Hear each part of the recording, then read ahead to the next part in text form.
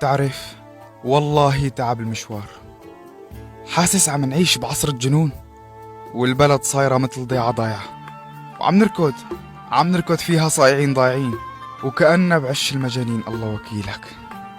يمكن لك تحت سماء الوطن هاد الفصول الأربعة كلها بتوجع، وكل واحد ماشي بطريقه عم يدور على بقعة ضوء، وما حدا منتبه لا على القلوب الصغيرة ولا على كسر الخواطر.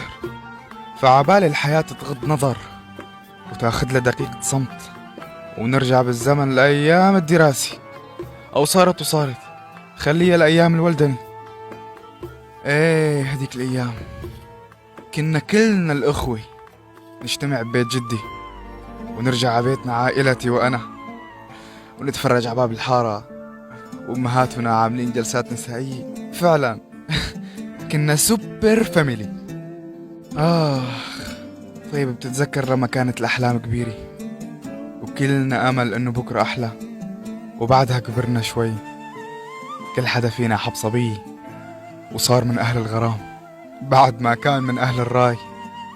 والأنكى من هيك ما ضل على لساننا غير سيرة الحب، بس ما حدا منا كان رجل شجاع وقدر يكسر حاجز الصمت، وكنا نحس إنه كلمة بحبك خط أحمر.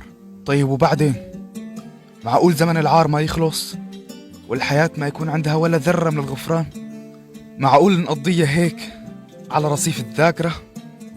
يعني خلص وصلنا لخط النهاية.